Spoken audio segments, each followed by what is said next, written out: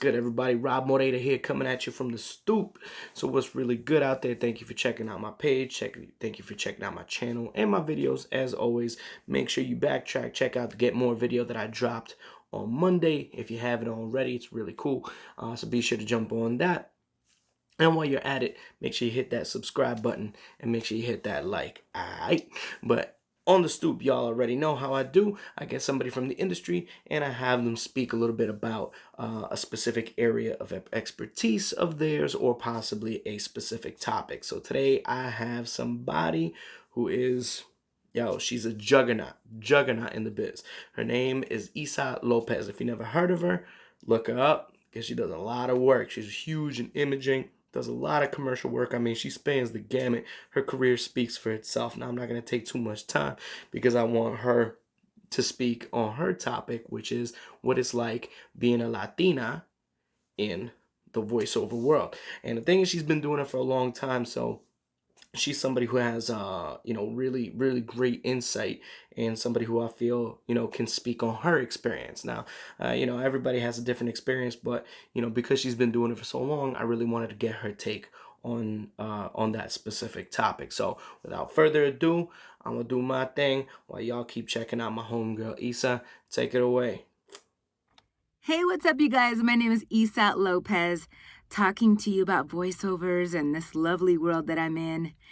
And, most importantly, what it's like to be a Latina in this voiceover world.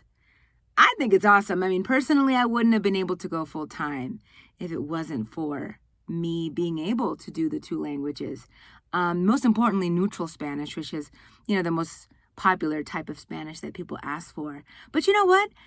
I happen to get lucky at this point in time with voiceover because I'm part of the trend, which is the Latinx trend. And if you're like, Issa, what is that? Basically how I'm talking now, where I'm talking to you in English, but you can tell that I'm from somewhere. You can tell that I'm something, right? As far as voiceovers are concerned, I've been doing this almost, 20 years? Oh, God, I'm giving my age. But I love it. I've learned a lot from this world. And the most important things that I've learned is getting to know yourself with voiceovers. Meaning, you want to get into it. You think you can do it. There's so many different types of voiceover.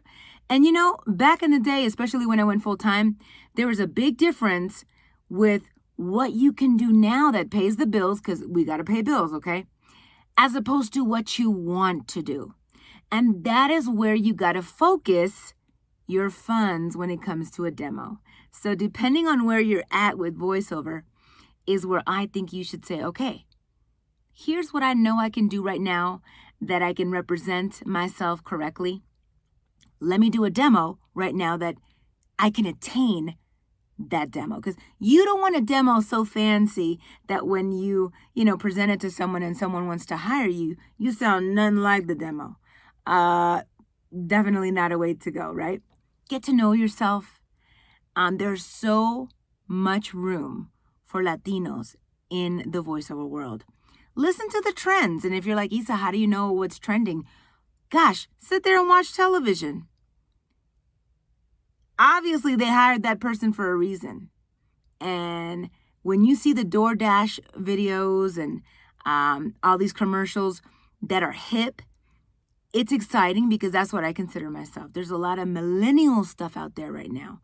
And with, the lovely internet, there is no such thing as not looking for an opportunity for voiceover work. I'm telling you, it's so easy now. It's so easy to market yourself. Even if you're shy, you know what I mean? You can do it in a way where you can present yourself and be like, hey, this is what I'm doing.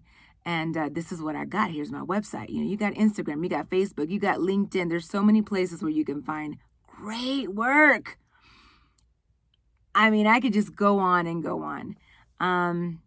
I think that in my particular case, what I specialize in at this point, what I do, I would say 60% of is radio imaging. And if you're listening and you don't know what radio imaging is me promoting the radio station. So if I'm saying, Cozy 101 FM or some hip hop or something Latin. That's what I do the most of. And it's a fun thing. I get paid to be myself because when I do radio imaging, I'm myself and there's nothing better. Although, hey, I bow down to those actors out there. It's a lot of work to do voice acting. But, again, there it goes. There's so many different types of VO. If you can act your butt off on camera, I would consider coaching to see if you can do some VO work that involves acting. If you're like, Issa, what do you mean like VO that doesn't require acting? To me, voiceover work that doesn't require acting is, thanks for calling Walgreens. Para español, presione uno. That stuff you could just say and you don't have to really act. So in a good way, if you're not an actor and you want to start to do, some voiceover work, start slow. But stay realistic. Don't represent yourself with stuff that you're not. You gotta be able to represent the demo that's gonna be representing you. So every year, if you grow, change the demo. Hey, there's nothing wrong with switching stuff up. So freshen yourself every single year. But most importantly, practice, practice, practice. Reading skills are a must in this field. And I would say coaching like a mother.